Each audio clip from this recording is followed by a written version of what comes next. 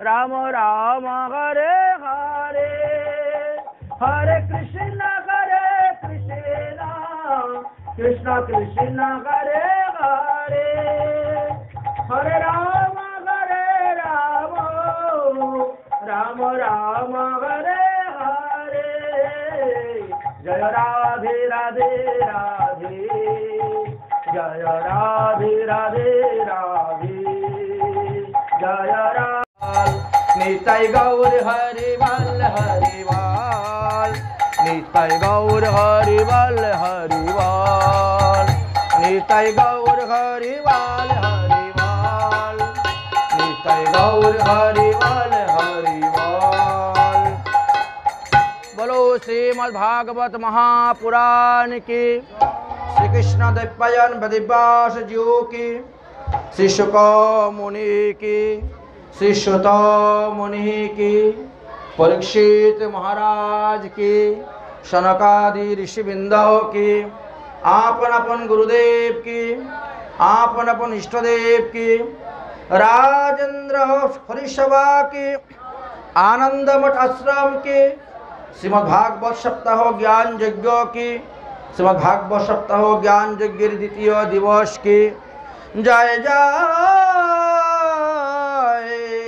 श्री राधेश्याम।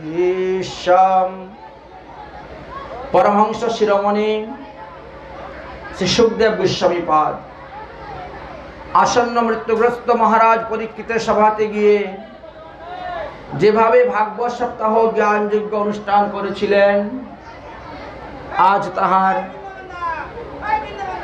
ताहार द्वितीय दिवस।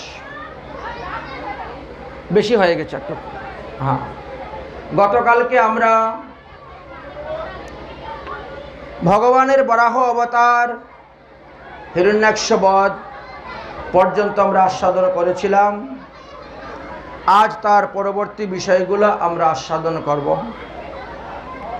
बराह भगवान रसातल थेके এই ধরনী বা ধরিত্রীকে নিয়ে এসেছিলেন। তো তিনি এনেছেন, আমরা সেই বসুন্ধরাকে পেয়েছি। এখন বললেন এই বসুন্ধরার অনেক নাম আছে, 14টি নামে আমরা এই পৃথিবীকে জানি। তো এক একজন এক একভাবে বর্ণন করে গিয়েছেন। আমাদের অভিধান অনুসারে যেগুলো জানা যাচ্ছে সেইগুলাই আমরা এখন আস্বাদন করব। যাহাতে জলসমূহের ভবন, জনগণের বাস, তাই জনগণ যেখানে অবস্থান করতেছেন, ভবন তৈরি করতেছেন, এই জন্য তিনাকে প্রথমত ভূমি নামেই কথিত। দ্বিতীয় নাম হলো তিনার বসুধা। তিনি ধন রত্ন খনিজ পদার্থ দেন বলে তিনাকে বসুধা বলা হয়েছে, বা তিনাকে বসুন্ধরাও বলা হয়েছে।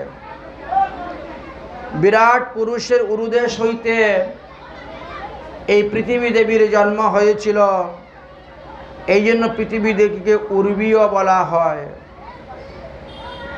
তারপরে ধরণী বা ধরিত্রী বলা হয়। বললেন তিনি জগতের সকল পদার্থ ধারণ করে আছেন, এই জন্য তিনাকে ধরিত্রী বা ধরিণী বলা হয়েছে। ইজ্জা শব্দের দ্বারাও বোঝানো হচ্ছে তিনাকে। তিনি নানাবিধ যাগযজ্ঞের আধার বলিয়া তিনাকে ইজ্জা শব্দ বলা হয়েছে। খৌমি শব্দেও তিনাকে ডাকা যায়। খণ্ড প্রলয়ে খৌনি হয়ে যান বলে তিনাকে খৌনিও বলা হয়েছে। অচলা শব্দেও তিনাকে ডেকেছেন। তিনি নিশ্চলভাবে অবস্থান করেন বলে তাকে অচলা বলা হয়। আবার তিনাকে ক্ষিতি নামেও ডাকা হয়। তিনি মহাপ্রলয়ে ক্ষয়প্রাপ্ত হন বলে তিনাকে ক্ষিতি বলা হয়েছে। তিনি বিশ্বভবন ধারণ করে আছেন বলিয়া তিনি বিশ্বাম্ভরী। বিশ্বকে ভরণ পোষণ করেন, বিশ্বের সমস্ত জীবের ভরণ পোষণের আধার স্বরূপ বলিয়া তিনাকে বিশ্বাম্বরাও বলা হয়েছে। আবার অনন্তা নামেও তাকে ডাকা হয়। তিনি অসংখ্য রস গুণ আছেন বলিয়া তিনি অনন্তা। তারপরে তিনাকে পৃথিবী বলা হয়েছে। তিনি একবার রাজা পৃথুর দ্বারা দুহিত হয়েছিলেন বলিয়া তিনাকে পৃথিবী নামেও অভিহিত করা হয়েছে। তারপরে তিনাকে মেদিনীও বলা হয়। মেদিনী বলেন মধু এবং কৈটবের মেদ দ্বারা পরিপুষ্টিতা হয়েছিলেন বলে তিনাকে মেদিনী নামেও অভিহিত করা হয়েছে, ডাকা হয়েছে। তো এইভাবে পৃথিবী দেবীর অনেক অনেক নামের কথা বর্ণন করে গিয়েছেন।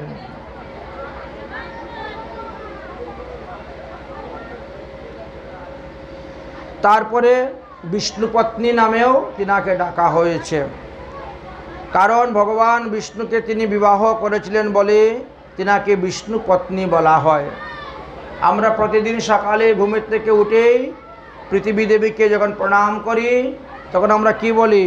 সমুদ্র মেকলে দেবী পর্বতস্তন মণ্ডলে বিষ্ণুপত্নী নমস্তব্যম ক্ষমস্যামি পাদস্পর্শম। সুতরাং এই পৃথিবী দেবী ভগবান বিষ্ণুর পত্নী, এই বিষয়ে গতকালকে আমরা বিস্তারিতভাবে বর্ণন করেছি। শৌনকাদি মুনিগণ সুতমুনিকে জিজ্ঞাসা করলেন যে এই পৃথিবী দেবীকে পাওয়ার পর, প্রাপ্ত হওয়ার পর ব্রহ্মা কি করেছিলেন সেই বিষয়ে আপনি আমাদিগকে বলুন। বললেন যে ব্রহ্মা তখন পৃথিবীকে প্রণাম করলেন, পৃথিবীর পূজা করলেন। পৃথিবী দেবীর পূজা করে বললেন যে হে পৃথিবী দেবী, তুমি আমাকে ভূমি প্রদান করো। সেই ভূমি নিয়ে তিনি নদী নালা খাল বিল পাহাড় পর্বত জনবসতি শহর নগর আদি ক্রমে ক্রমে নির্মাণ করতে শুরু করলেন। এবং তিনার যে শরীরটাকে দুই ভাগে বিভক্ত করেছিলেন গতকালকে আমরা আস্বাদন করেছিলাম। তেনার ডাইন অঙ্গ হইতে স্বয়ংভুব মনু আর বাম অংশ হইতে শতরূপা উৎপন্ন হয়েছিলেন। সেই শতরূপা আর স্বয়ংভুব মনু উভয়ের মধ্যে বিবাহ হলো। উভয়ের বিবাহ হওয়ার পর তাদের দুটি পুত্র সন্তান আর তিনটি কন্যা সন্তান জন্ম দিয়েছিলেন। তার মধ্যে পুত্র দুইটির নাম উত্তানপাদ, প্রিয়ব্রত, কন্যা তিনটির নাম আকুতি, প্রসূতি, দেবহূতি। এই তিনটি কন্যা। তো দেবর্ষি নারদ প্রায়ই সেখানে যেতেন, গিয়ে তিনি আলোচনা করতেন যে কর্দম ঋষি, ব্রহ্মার পুত্র কর্দম, তিনি খুব তপস্যা করতেছেন উপযুক্ত একটি পত্নী পাওয়ার জন্য। এই কথা শ্রবণ করে দেবহূতি মনে মনে চিন্তা করলেন, তাহলে আমি বড় হলে পরে কর্দম ঋষিকে বিবাহ করব, এছাড়া অন্য পুরুষকে বিবাহ করব না। মাতা পিতা অর্থাৎ স্বয়ম্ভুব মনু এবং শতরূপা কন্যার মনের ভাবটা অবগত হলেন, বুঝতে পারলেন। এদিকে কর্দম ঋষিও ঘোর তপস্যা করতেছেন। তপস্যা করতে করতে 10,000 বৎসর গত হয়ে গেছে। ভগবান বিষ্ণু এসে উপস্থিত হয়েছেন। বলো, তুমি কেন এত ঘোর তপস্যা করতেছ, কঠোর তপস্যা করতেছ? বলে, আমি একটি ধর্মপত্নী চাই। আমার পিতা আমাকে আদেশ করেছেন আমি বিবাহ করে প্রজা সৃষ্টি করব। কিন্তু বিবাহিত জীবনে যদি আমার সাধন ভোজন নষ্ট হয়ে যায় তাহলে তো হবে না। আমি এমন একটি পত্নী চাই যে পত্নীর দ্বারা সাধন ভোজনে আমার আরও ঊর্ধ্বগতি হয়। হে ভগবান, সাকাম উপাসনা তো নিতান্ত হেয়, এটা আমিও জানি। নিষ্কাম উপাসনা শ্রেষ্ঠ, কিন্তু তথাপিও আমি সাকাম উপাসনা করতেছি। অতএব আপনি আমাকে উত্তম একজন পত্নী দান করুন, যার দ্বারা আমার ভজনের মাত্রা আরও বেড়ে যাবে এবং ভজন করে আমি ভগবানের পদপদ্ম লাভ করতে পারি। সেই রকম আমি একটি পত্নী চাই। ভগবান বলছেন, তুমি পিতৃবাক্য পালন করতে গিয়ে বিবাহ করতে যাচ্ছ, আবার আমার ভজন করতে যাচ্ছ, তাই আমি তোমাকে বললাম তুমি দেবহূতিকে বিবাহ করো, তাহলেই তুমি সুখী হতে পারবে। বলেন, আমি দেবহূতিকে কোথায় পাব? বলে, তোমাকে পেতে হবে না। আগামী পরশুদিন দেবহূতিকে নিয়ে স্বয়ম্ভূ রাজা এবং শতরূপা তোমার আশ্রমে এসে উপস্থিত হবেন, আর তখন তোমার হস্তে দেবহূতিকে সমর্পণ করবেন। তুমি অনায়াসে তাকে গ্রহণ করিও। তোমার সাধন, তোমার ভজন, তোমার তপস্যা দেখে আমি অত্যন্ত সন্তুষ্ট হয়েছি, প্রসন্ন হয়েছি। তাই আমি তোমার পুত্ররূপে এসে জন্মগ্রহণ করব। আমার নাম হবে কপিল ভগবান। আমি সাংখ্যশাস্ত্র প্রচার করার জন্য তোমারই পুত্ররূপে আমি আসব। এইভাবে বলে তিনি সেই স্থান থেকে অন্তর্ধান হয়ে যান। ভগবান বিষ্ণু অন্তর্ধান হওয়ার পর কর্দম ঋষি বসে বসে অপেক্ষা করতেছেন কবে স্বয়ম্ভূ মনু শতরূপা তার কন্যা দেবহূতিকে নিয়ে আসবেন। এদিকে দেবর্ষি নারদ মধ্যে মধ্যে গিয়েই কর্দম ঋষির স্বভাব, চরিত্র, গুণের কথা, রূপের কথা, ভজনের কথা সব বর্ণন করছেন। এতে তাদেরও মন হলো যে তাহলে দেবহূতিকে কর্দম ঋষির কাছে বিবাহ দিব। সংবাদ নিলেন কর্দম ঋষি কোথায় বসে তপস্যা করতেছেন। তারপরে একদিন রথে করে 3 জন রওনা হলেন, স্বয়ম্ভূ মনু, দেবহূতি আর শতরূপা। পৃথিবী ভ্রমণ করতে করতে, ইতস্তত ভ্রমণ করতে করতে এসে কর্দম ঋষির আশ্রমে উপস্থিত হয়েছেন। কর্দম ঋষি তাদেরকে স্বাগত জানিয়ে ভিতরে নিয়ে গেলেন। 3 জনকে বসার জন্য 3টি আসন দিয়েছেন।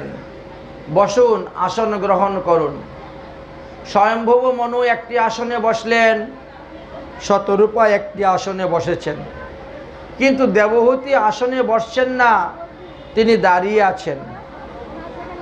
কর্দম ঋষি বলছেন, হে রাজকুমারী আসন গ্রহণ করুন, কিন্তু রাজকুমারী আসন গ্রহণ করছেন না। তিনি মনে মনে চিন্তা করছেন, ছোটবেলা থেকেই নারদের মুখ থেকে যার স্বভাব চরিত্র প্রশংসার কথা শ্রবণ করে মনে মনে আমি যাকে স্বামী বলে গ্রহণ করে নিয়েছি এবং আমার মাতা পিতাও তিনার কাছে বিবাহ দেওয়ার জন্য এসেছেন, তাহলে তিনি তো আমার স্বামী। স্বামীর দেওয়া আসনে যদি স্ত্রী বসে তাহলে তার নারী ধর্ম লঙ্ঘন হয়। স্বামীর সেবা করা স্ত্রীর কর্তব্য, স্বামীর কাছ থেকে সেবা গ্রহণ করা স্ত্রীর উচিত নয়, এটা নারী ধর্মের বিরোধী কাজ। অতএব স্বামীর দেওয়া আসনে আমি বসব না। আবার চিন্তা করলেন, যিনি আসন দিয়েছেন তার আসনে যদি বসা না হয় তাহলে তাকে অপমান করা হয়, তাহলে উভয় দিকেই সংকট। আসনে বসলে নারী ধর্ম লঙ্ঘন হবে, আর আসনে না বসলে যিনি আসন দিয়েছেন তাকে অপমান করা হচ্ছে। এই উভয় সংকটের মধ্যে পড়ে গেলেন, তিনি কি করবেন বড় চিন্তায় পড়ে গেছেন। কর্দম ঋষি দেবহূতিকে পরীক্ষা করার জন্য বারবার অনুনয় বিনয় করছেন, হে রাজকুমারী আপনি আসন গ্রহণ করুন, আপনার জন্য আসন দেওয়া হয়েছে। রাজকুমারী তো আসন গ্রহণ করছেন না, তিনি তো ভিতরে ভিতরে চিন্তা করছেন, এখন আমি উভয় সংকট থেকে কিভাবে রক্ষা পাই। হঠাৎ করে মনে হয়ে গেল যে মহিলাদের ডাইন হাতটা হলো স্বামীর হাত, বাম হাতটা হলো নিজের হাত। যেই মনে পড়ে গেল এইবার আমি উভয় সংকট থেকে বাঁচতে পারবো। কিভাবে উভয় সংকট থেকে? তখন তিনি কি করলেন, প্রথমে আসনকে প্রণাম করেছেন। আসনকে প্রণাম করার পরে আসনের উপরে ডাইন হাত দিয়েছেন, ডাইন হাতটা দিয়ে মাটির মধ্যে বসে গেছেন। তিনি আসনে বসেন নাই, ডাইন হাতটা আসনের মধ্যে রেখে তিনি মাটিতে বসে গেছেন। কর্দম ঋষি দেখতে পেলেন, বাহ, এই রকম কন্যাই তো আমি চাই। এই মেয়ের যে বুদ্ধি, যে বিচারধারা, অবশ্যই একে বিবাহ করলে আমি ভবকূপে পতিত হব না, উদ্ধার হতে পারব। ভাবছেন, বিবাহ আমাদের 8 প্রকারের হয়ে থাকে। একটা হলো ব্রহ্ম বিবাহ, একটা হলো দৈব বিবাহ, একটি হলো আর্য বিবাহ, একটি হলো প্রজাপত্য বিবাহ, আরেকটি হলো আসরিক বিবাহ, আর একটা হলো গন্ধর্ব বিবাহ, আর একটা হলো রাক্ষস বিবাহ, আর একটা হলো পৈচাস বিবাহ। এই 8 প্রকার বিবাহের কথা বর্ণন করে গিয়েছেন। মনুস্মৃতিতে 3য় অধ্যায়ে এই বিষয়ে বিস্তারিতভাবে বর্ণন করা আছে। এদের মধ্যে প্রথম বিধিটাই হলো ব্রহ্ম বিবাহ, অর্থাৎ সর্বশ্রেষ্ঠ বলে এটা গণ্য করা হয়েছে। বাকি 7টি বিবাহকে উত্তম বলা হয় নাই, এটাকেই উত্তম বলা হয়েছে। এই বিধিমতে পিতা যোগ্য পতির হাতে কন্যাকে সম্প্রদান করে থাকেন, তাই তিনি সম্প্রদান করার জন্য এসেছেন কন্যাকে। ব্রহ্ম আবর্ত দেশে বৈষ্মত নগরের তিনি অবস্থান করতেন, সেখান থেকেই আসলেন কন্যাকে বিবাহ দেওয়ার জন্য। অতি পবিত্র স্থান সেই বৈষ্মত নগর, যেখানে বরাহ ভগবানের লুম থেকে কুশ কাশিয়ার উৎপত্তি হয়েছিল, সেই স্থানের কথাই বলছি। তো ওই স্থানেই প্রথমেই রাজত্ব করতেন স্বয়ম্ভব মনু এবং শতরূপা ছিলেন। তারা কন্যাকে নিয়ে এসেছেন কর্দম ঋষির কাছে বিবাহ দিতে, কিন্তু বাইরে প্রকাশ করছেন না। কর্দম ঋষি জিজ্ঞাসা করছেন, মহারাজ আমার এই ক্ষুদ্র কুটিরে আগমনের কারণ কি? যদি কৃপা করে বলেন তাহলে খুব উপকার হয়। স্বয়ম্ভূ মনু বললেন, দেবর্ষি নারদের মুখে তোমার প্রশংসার কথা শ্রবণ করলাম। তুমি নাকি বিবাহ করার জন্য 10,000 বৎসর ধরে তপস্যা করে যাচ্ছ। তোমার স্বভাব চরিত্রের কথা শ্রবণ করে আমার মেয়ে মনে মনে বাসনা করেছে তোমাকেই বিবাহ করতে, তাই তোমার কাছে নিয়ে আসলাম। তুমি দয়া করে আমার মেয়ের পানি গ্রহণ করো। কর্দম ঋষি বলছেন, আপনার মেয়েকে আমি বিবাহ করতে পারি, কিন্তু আমার দুটা শর্ত আছে। কি শর্ত বলো? প্রথম শর্ত হলো, আপনার কন্যার গর্ভে আমার ঔরসে একটি মাত্র সন্তান হলে পরেই আমি সংসার ত্যাগ করে সন্ন্যাস ধর্ম গ্রহণ করে চলে যাব। দ্বিতীয় কথা হলো, আমি আর ফিরে আসবো না, আপনার কন্যার ভরণ পোষণ আমি সারা জীবন করতে পারবো না। যদি এই দুইটি শর্ত আপনি মানতে পারেন তাহলে আপনার মেয়ে আমার কাছে বিবাহ দিয়ে যান। কথাটা শুনে স্বয়ম্ভূ মনুর মুখ শুকিয়ে গেল। কন্যার মুখের দিকে তাকাচ্ছেন, ওরে মা, তুই কাকে মনে মনে চিন্তা করেছি বিয়ে করবে? বিয়ের আগেই এত বড় শর্ত? দেবহূতি বলছেন, বাবা, আমি ওই রকমই স্বামী চাই। এ তো আমার নকল স্বামী, আমার আসল স্বামী তো শ্রী গোবিন্দ। তো সারা জীবন কেন আমি নকল স্বামীর সেবা করব? পিতৃঋণ সুদের জন্য বিবাহের প্রয়োজন, তাই বিবাহ করে পিতৃঋণ থেকে মুক্ত হয়ে যাব, তারপরে আমি আসল স্বামী শ্রী গোবিন্দের সেবা করব সারা জীবন। নকল স্বামীর সেবা কেন সারা জীবন করতে যাব? আমার এই রকম স্বামীরই প্রয়োজন। উভয়ের যখন রাজি হয়ে গেলেন তখন তিনি বিবাহ দিয়ে দিলেন। বিবাহ দিয়ে তিনি তিনার রাজ্যে চলে গেলেন, কন্যা সম্পাদন করলেন। কন্যা সম্পাদন করে তিনি তিনার রাজ্যে চলে গেলেন। কর্দম ঋষি বলছেন, দেবহূতি, গুদুলি লগ্নেতে বিবাহ হয়েছে, সন্ধ্যা সমাগম, সন্ধ্যাকালে আমি ত্রিসন্ধ্যা আহ্নিক করি, অতএব যাও জল নিয়ে আসো, আমি সন্ধ্যা আহ্নিকে বসব। জল আনতে রান্নাঘরে গিয়ে দেখে রান্নাঘরে মাকড়সার জালে ভর্তি, ইঁদুরের গর্ত এতই ভর্তি। কিন্তু বড় আশ্চর্যের বিষয়, ইঁদুর আর সর্প একসঙ্গেই গর্তের ভিতরে বাস করতেছে, কেউ কাউকে হিংসা করছে না। মাকড়সার জালের মধ্যে মাকড়সা আছে, অনেক পাখিরও বাস করতেছে, কিন্তু কেউ কাউকে খাচ্ছে না, হিংসা করছে না।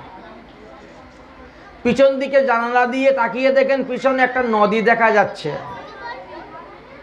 সেই নদীতে বাঘ আর হরিণ একসঙ্গে জলপান করতেছে, একসঙ্গে খেলা করতেছে, কিন্তু কেউ কাউকে হিংসা করতেছে না। ওরে বাবা, কর্দম ঋষির তপস্যাতে এই বনের এতই মহিমা! অবাক হয়ে গেলেন। তো এইসব চিন্তা করতে করতে তো জল আনতে দেরি হয়ে গেছে। ততক্ষণে কর্দম ঋষি তিনি মানসিক স্নান করলেন। স্নান তো আমাদের 7 প্রকারের আছে, দিব্য স্নান, মন্ত্র স্নান, মানসিক স্নান, কত রকমের স্নান আছে। তিনি তখন মন্ত্র স্নান করেই তিনার আহ্নিক কার্যে বসে গেলেন। আহ্নিক, সন্ধ্যা আহ্নিক করতে বসেছেন, এইবার সমাধিস্থ হয়ে গেলেন। এমন সমাধিস্থ হলেন, এক নাগারে 12 বৎসর গত হয়ে গেল, সমাধি আর ভাঙছে না। আচ্ছা, মাত্র নতুন বিবাহ হলো, স্বামী ভোজন না করলে তো স্ত্রী ভোজন করতে পারে না, এটাই তো নারী ধর্ম। স্বামী ভোজন করবেন, তারপরে স্ত্রী ভোজন করবেন। এবার স্বামী তো সমাধিস্থ হয়ে বসে গেছেন, ধ্যান ভাঙতেছে না, তেনাকে খেতে দিব কেমন করে? আর তিনি না খেলে আমিও খাই কেমন করে? স্বামীর আগে যদি আমি ভোজন করি তাহলে আমার নারী ধর্ম নষ্ট হয়ে যাবে। 7 পা চিন্তা করতে করতে হঠাৎ তিনার মনে হলো, যে জলপানকে আহার বলা হয় না, একমাত্র জলপানই করে আমি বেঁচে থাকতে হবে যতদিন পর্যন্ত স্বামীর ভজন না ভঙ্গ হয়, সমাধি ভঙ্গ না হয়। তাই তিনি প্রতিদিন ভগবানের সেবা করছেন আর ভগবানের চরণামৃত পান করে যাচ্ছেন। এইভাবে দেখতে দেখতে 12টি বৎসর গত হয়ে গেল। 12 বৎসর পরে যখন কর্দম ঋষির ধ্যান ভাঙল, ধ্যান ভাঙ্গার পরে দেবহূতিকে দেখে আর চিনতে পারলেন না। তিনি বলছেন, একই দেবী, তুমি এখানে কেন আমার আশ্রমে? তুমি জানো এটা ঋষিদের আশ্রম, এই আশ্রমে কোনো নারী প্রবেশ করতে নাই, এখানে একমাত্র পুরুষেরাই থাকবে, ভজন করবে। তুমি কোথা থেকে এসেছো, কেন আমার গৃহে প্রবেশ করেছো? দেবহূতি বলছেন, ঋষিবর আপনি কি ভুলে গিয়েছেন? আমার পিতামাতা আমাকে এনে আপনার হাতে অর্পণ করে গেছেন, সম্পাদন করে গিয়েছেন। আমি আপনার বিবাহিত স্ত্রী, আমি কোনো পরনারী নয়, অন্য কেউ নয়। তখন তিনার মনে পড়েছে, ও সেই 12 বৎসর আগের কথা মনে পড়েছে। ও আচ্ছা আচ্ছা আচ্ছা, ঠিক আছে, তুমি যখন আমার ধর্মপত্নী, তুমি যখন আমার অর্ধাঙ্গিনী, আসো আমি তোমাকে সেই আত্মতত্ত্ব ব্রহ্মতত্ত্ব জ্ঞান দান করি। যে আত্মতত্ত্ব ব্রহ্মতত্ত্বতে আমি ডুবে গিয়েছিলাম, 12 বৎসর চলে গেছে, বুঝতেই পারি নাই। তুমিও সেই আত্মতত্ত্ব ব্রহ্মতত্ত্ব জানো, কে আমি, কেন আমার, যারে তাপত্র, ইহা না জানিলে মূর্খেই সে হিত হয়। অতএব আত্মতত্ত্ব, ব্রহ্মতত্ত্ব, জীবতত্ত্ব এগুলা জানতে হবে। ভগবত তত্ত্ব না জানলে তো ভগবানের সাধন ভজন করে রুচি আসবে না, আসক্তি আসবে না, নিষ্ঠা আসবে না। অতএব তুমি বসো, আজকে তোমাকে আমি ব্রহ্মতত্ত্ব জ্ঞান প্রদান করব, যে আনন্দে তুমি ব্রহ্মানন্দে থাকতে পারবে। এই সংসার জগতের আনন্দ থেকে কোটি গুণ বেশি সুখ কৃষ্ণ ভজনের। ব্রহ্মানন্দ এমনই। অতএব তুমি বসো। দেবহূতি বলছেন, মহারাজ এখন আমাকে ব্রহ্মতত্ত্ব জ্ঞান দিতে হবে না, আপনি আগে আমাকে পুত্রতত্ত্ব দান করুন। কারণ আমি যদি কোনো সন্তান জন্ম দিতে না পারি, তাহলে আমার বাবা যে দান করেছেন সেই দানের ফল তো তিনি পাবেন না। কন্যাদানের ফল তখনই পায় কন্যার ঘরে যখন কোনো নাতিপুতি হয়। কন্যার ঘরে নাতির মুখ যখন দেখা হবে, তখন সমস্ত জীবনের সমস্ত পাপ নষ্ট হয়ে যায়। নাতিমুখ দর্শনের এমনই মহিমা। আমার পিতাকে এই দানের ফল আমার প্রদান করতে হবে, তবে আমিও পিতৃঋণ থেকে মুক্ত হতে পারবো। অতএব ব্রহ্মতত্ত্ব ব্রহ্মজ্ঞান পরে দিবেন, আগে আমাকে সন্তান দান করুন। কর্দম ঋষি চিন্তা করলেন, তাহলে কি করা যায়? ব্রহ্মতত্ত্ব তো আর জোর করে কাউকে দেওয়া যায় না, এটি ভাবের বস্তু, এটি প্রেমের বস্তু। এখন যখন এই বিষয়ে তার কোনো ক্ষুধা নাই, পিপাসা নাই, এখন দিয়ে লাভ হবে না। আচ্ছা ঠিক আছে দেবী, তুমি তো বড় কৃশাগ্নি হয়ে গেছো, দুর্বল হয়ে গেছো, তাই তোমাকে চিনতে পারছি না। হে মুনিনন্দিনী, তুমি তো এই 12 বৎসর ধরে কেবলমাত্র জলপান করে থেকে থেকে তোমার এই অবস্থা হয়ে গেছে। আচ্ছা ঠিক আছে, যাও, এই সামনে দেখো একটা বিন্দু সরোবর আছে, ওই বিন্দু সরোবরে গিয়ে তুমি স্নান করে আসো। দেবহূতি যখন বিন্দু সরোবরে স্নান করতে গিয়েছেন, ইত্যবসরে কর্দম ঋষি তিনার তপস্যার দ্বারা তিনি একটি বিমান তৈরি করেছেন। সেই বিমানের মধ্যে 3 তলা ছিল, 1 তলা, 2 তলা, 3 তলা, ক্রম অনুসারে এইভাবে তিনি রচিত করেছিলেন। আলাদা আলাদা তালা তালা করে এটাকে রচনা করেছেন। আচ্ছা, কোনোটায় শয়নের জায়গা, কোনোটায় ভোজনের জায়গা, কোনোটায় খেলার জায়গা, কোনোটায় বিলাসের জায়গা, এইভাবে এক এক স্থানে এক এক রকম ব্যজন, পাংখা, রমণীয় আসন, সুসজ্জা ইত্যাদি তৈরি করেছেন তপস্যার দ্বারা, বিমানের দ্বারা, মনোযোগে। বিমানের দরজাগুলো ও হীরামণি মুক্তা দিয়ে একেবারে তৈরি করা। উত্তর। এদিকে দেবী যখন বিন্দু সরোবরে গিয়ে ডুব দিয়েছেন, এমনি বরুণালয় থেকে বেশ কিছু 16 বছরের কন্যাগুলো এসেছেন, আর এসে তিনাকে ধরে নিয়ে চলে গেছেন বরুণালয়। ওখানে নিয়ে গিয়ে সুন্দর করে সাজিয়ে গুজিয়ে স্নান করিয়ে 16 সিঙ্গারে সাজিয়ে তারা আবার এনে দিয়েছেন, একেবারে কমল নয়না।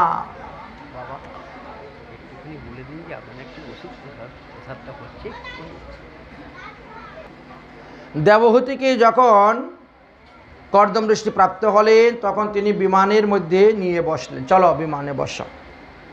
বিমানে বসা হলো, বিমান চলতে শুরু হয়েছে। বিমান মনোবেগে চলছে। কর্দম ঋষির মনে যদি ইচ্ছা হয় বিমান সেইভাবে চলে, বিমান দ্বারাও মনে মনে চিন্তা করলে বিমান দাঁড়িয়ে যাবে।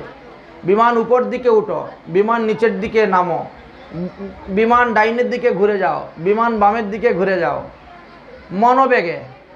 ওটা কোনো ড্রাইভার নেই, পাইলট নেই, খালি তারা দুজনই বিমানের মধ্যে। এর তপস্যার দ্বারা সেই বিমান তৈরি করেছিলেন। তো এইভাবে বিমানের মধ্যে ভ্রমণ করতে করতে করতে করতে তাদের 100 বৎসর চলে গেল। এই 100 বৎসরই তাদের এই বিহার করার পরে কি হলেন? দেবহূতি সন্তান সম্ভাবনা হলেন, গর্ভবতী হলেন। বিমান থেকে যখন নামলেন নিজ আশ্রমে, তখন তিনি একের পর এক সন্তান প্রসব করলেন এবং 9টি সন্তান তিনি ভূমিষ্ঠ, এবং সেই 9টাই কন্যা সন্তান ছিল। যার স্বামী ধর্ম আচরণ করেন, তার পত্নীও ধর্ম আচরণশীল হবেন, বুঝলেন? তো এইভাবে 9টি কন্যা সন্তানের জন্ম দিয়েছেন। বলছেন তাহলে আমি এবার চললাম, আমি তো আগেই কথা দিয়েছিলাম তোমার গর্ভে একটি সন্তান হলে পরেই আমি সংসার ত্যাগ করে সন্ন্যাস গ্রহণ করে চলে যাব। অতএব দেবী, এই 9টি কন্যা নিয়ে তুমি থাকো, আমি চললাম সন্ন্যাস গ্রহণ করে। দেবহূতি বলছেন, ওগো স্বামী, যদি আমার পুত্র সন্তান হতো তার মধ্যে 1-2টা আমি আপনাকে বাধা দিতাম না, নিষেধ করতাম না, কিন্তু সবকটাই 9টাই কন্যা সন্তানই হয়ে গেল। এই 9টা কন্যা সন্তানকে লালন পালন করে বড় করব, তারপরে তাদেরকে বিয়ে দিব। হ্যাঁ, আমি একা মহিলা হিমশিম খেয়ে যাব। তাই বলছিলাম আপনি এই 9টা কন্যাকে বিবাহ দিয়ে যান, আর বৃদ্ধ অবস্থায় যাতে আমার দেখাশোনা করে এরকম একটা পুত্র সন্তানও দিয়ে যান, আমাকে এইভাবে একটি পুত্র সন্তান দিয়ে যান। এটাই আমার শেষ প্রার্থনা। পুত্র সন্তান হলে পরে আর আমি বলবো না যে আপনাকে সংসারে থাকুন, সংসারে বাস করুন। কর্দম ঋষি স্ত্রীর প্রার্থনা শ্রবণ করে আরও কিছুদিন থাকলেন। অতঃপর তিনি আবার গর্ভবতী হলেন এবং সেই গর্ভে একটি পুত্র সন্তান জন্ম দিয়েছিলেন। সেই পুত্রটি ভগবানের অংশ অবতার, যাকে কপিলদেব বলা হয়েছে। বলেন কপিল ভগবান কি। কপিলদেব যখন জন্মগ্রহণ করলেন, ব্রহ্মা তখন বুঝতে পারলেন, আরে ভগবান সাংখ্যশাস্ত্র পৃথিবীতে প্রচার করার জন্য কর্দম ঋষির ঔরসকে আশ্রয় করে দেবহূতির গর্ভে থেকে তিনি আবির্ভাব হয়েছেন। চলো চলো আমরা তিনাকে দর্শন করতে যাব। এই তো ব্রহ্মা সমস্ত মুনি ঋষিদেরকে সঙ্গে করে নিয়ে, দেবতাদেরকে সঙ্গে করে নিয়ে এসে উপস্থিত হয়ে গেছেন। উপস্থিত হয়েছেন, হওয়ার পরে ভগবান কপিলদেবকে দর্শন করলেন, প্রণাম করলেন, শ্রদ্ধা অনুসারে স্তুতি ভক্তিও করলেন, যে যা পারে সেই সমস্ত দ্রব্য দান করলেন। তখন ব্রহ্মা বলছেন, হে কর্দম ঋষি, আমার সঙ্গে তো অনেক মুনি ঋষিরা এসেছেন, এখন তোমার যে 9টা মেয়ে, এই 9 মেয়ের স্বভাব চরিত্র অনুসারে সেই রকম ঋষিদের কাছে বিয়ে দিয়ে দাও, তাহলেই তারা সুখে থাকতে পারবে। এই জন্য ওই 9টা মেয়েকে বিবাহ দেওয়ার জন্য ব্যবস্থা করলেন। 9টা মেয়েকে যদি বিবাহ দিয়ে দাও তাহলে তো ভালো। তাহলে 9টা মেয়ের নাম এখানে উল্লেখ করলেন। আচ্ছা, মরীচি ঋষির হাতে কলা নামক কন্যাকে দান করলেন। অত্রিমুনির হাতে অনুসূয়া নামক কন্যাকে দান করলেন। অঙ্গিরা ঋষির হাতে শ্রদ্ধা নামক কন্যাকে দান করলেন। পুলস্ত ঋষির কাছে হবিব্য নামক কন্যাকে দান করেছেন। পুলহ ঋষির কাছে অরুন্ধতী নামক কন্যাকে দান করেছেন। ক্রতুর সাথে পরমাসার্ধী ক্রিয়ার বিবাহ হয়েছিল। আর ভৃগু ঋষির কাছে খিয়াতি নামক কন্যাকে দান করেছিলেন। বশিষ্ঠ ঋষির কাছে অরুন্ধতী নামক কন্যাকে দান করেছিলেন। অথর্ব ঋষির সাথে শান্তি নামক কন্যাকে দান করেছিলেন। আচ্ছা, এই জন্য যজ্ঞ সম্পূর্ণ করলে শান্তি লাভ করা যায়। শান্তি। আচ্ছা, তো এইভাবে 9 জন ঋষির কাছে তিনার 9টি কন্যাকে বিবাহ দিলেন। এই 9 কন্যার বংশে আরও বহু মুনি ঋষিগণ জন্মগ্রহণ করেছিলেন। এই যে অগস্ত্য ঋষি আদি বড় বড় ঋষিদের নাম শোনা যায়, এদের থেকেই জন্ম হয়েছেন। অগস্ত্য ঋষি, দুর্বাসা ঋষি শুনেন না, হ্যাঁ, অষ্টবক্র ঋষি। এই 9 কন্যার বংশধর এভাবে শুরু হল। তো এই বিষয়ে বর্ণন করে গিয়েছেন।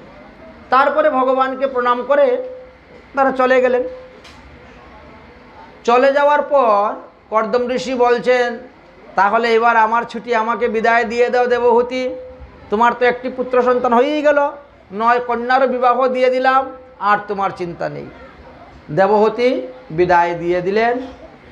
তখন কর্দম ঋষি কপিল দেবকে 4 বার পরিক্রমা করলেন। পরিক্রমা করে প্রণাম করলেন। প্রণাম করে বললেন যে, হে ভগবান, তুমি তোমার সত্য রক্ষার জন্য, আমার তপস্যার ফল দান করার জন্য তুমি আমার পুত্ররূপে এসেছ। তো আমি তোমার মাকে তোমার হস্তে দিয়ে আমি তপস্যা করতে চলে যাচ্ছি, সন্ন্যাস গ্রহণ করতে। তুমিও আমাকে আদেশ দাও, অনুমতি দাও। কপিল ভগবান অনুমতি দিয়ে দিলেন। বাস, তিনি সংসার ত্যাগ করে চলে গেলেন। কোথায় গেলেন? গঙ্গা সাগরে। গঙ্গা সাগরে গিয়ে তিনি বসে ভজন করতে শুরু করলেন। এদিকে বেশ কিছুদিন গত হয়ে গেল। একদিন দেবহূতি ভগবান কপিল দেবকে জিজ্ঞাসা করছেন, বাবারে, এই 9টা মেয়েকে বিবাহ দিয়ে প্রতিটা মেয়ের ঘরেই 5টা 7টা 10টা করে সন্তান হচ্ছে।